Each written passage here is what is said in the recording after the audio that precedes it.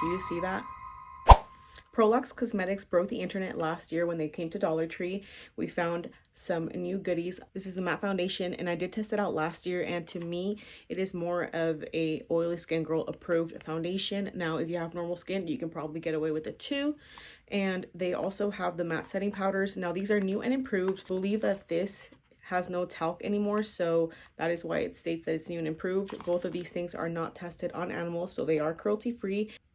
Okay, so I'm gonna do some swatches. This is the shade Natural, which is the shade that I tested out last year, which is pretty close to my match.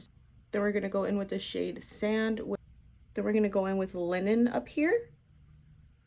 And then we're gonna swatch Honey right there. And then we're gonna go in with Bisque right here. More on the neutral side, but this is a little too orange for me. And then that's obviously way too dark for me. I'm gonna go in with Linen, and I'm gonna take a full pump, and then because the viscosity of this is a little thicker, I will be using a beauty sponge. And then remember ladies, this is literally just one pump. If I recall, this is literally full coverage. Because it is full coverage, you want to get the best shade match possible. Do you see that? That is literally $1.50. It literally covered up that crater that I have going on right there. This can cover up 99% of your problems, your stress, your acne.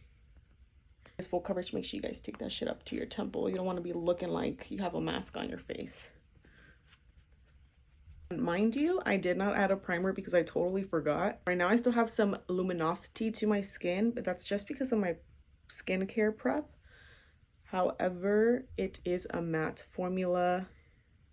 Once it dries down, it goes into like a satin matte, which I really love and enjoy. All right, guys, so I did finish the rest of my makeup. We're gonna go ahead and set with the new and improved matte setting powder.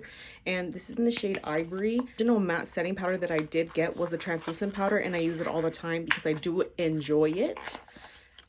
Because this is a colored powder. I'm only gonna do it underneath my eyes to see what it looks like, but I'll be able to tell if there's a significant difference in terms of packaging. But the new and improved version has red lettering versus the previous lettering.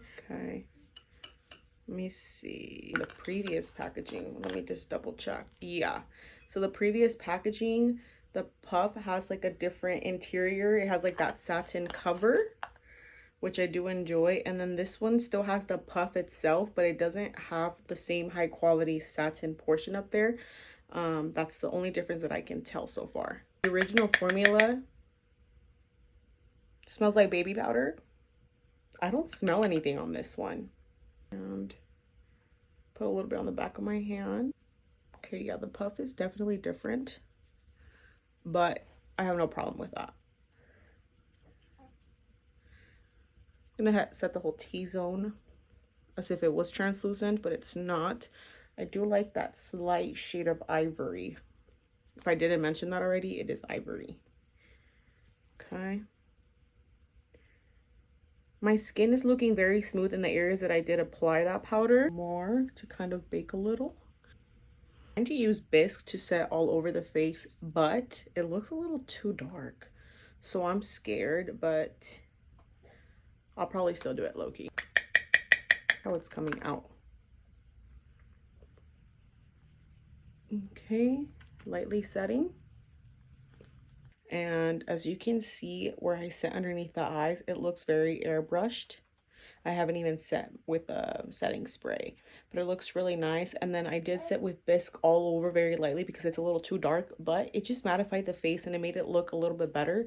So I really, really do enjoy that matte setting powder. If they did remove the talc, I don't see a problem with that. All right, guys, so this is what my makeup's looking like. As you can see, it is currently 9:15. I'm gonna do a wear test. I will try to wear this for at least 8 to 10 hours so that you guys can see how marvelous this foundation is. And find this, I would probably get 2 shades if possible, just because it's $1.50. Like, you're not gonna spend more than $3. And then the setting powder is also $1.50. Some locations still have them for $1.25. I genuinely love this. I'm hopefully in focus, but it is currently 3 o'clock. I'm gonna put a little timestamp of this video so you guys can see because I don't have my other phone. But this is what the face is currently looking like. I've been wearing this foundation for 6 hours and she's looking mighty fine if you ask me. All right, guys, so it is currently 7 o'clock. We're at the 10-hour wear mark. And as you guys can see, I am oily in the T-zone, but the foundation did not break up whatsoever. I will say that I do have creasing underneath the eyes. So the matte setting powder isn't as great as the original because of the talc-free version. However, I still will say that at 10 hours, it's not bad. If I were to retouch, I could honestly fix this up. Overall, the longevity of this is really, really good. For 10 hours, if I blot, this will literally be fine to wear because it didn't break anywhere else. It's literally cohesive. I still have my bronzer and my blush. I still have my bronzer going up here. So nothing disappeared other than the fact that I'm really oily in the T-zone, but it's expected when it is humid outside at 90-something degrees in California. What do you guys think so far? I would honestly rate this an 8 out of 10. Simply because I do have a little bit of creasing and I do have oiliness. But like I said, once again, if I blot, this will literally be fine.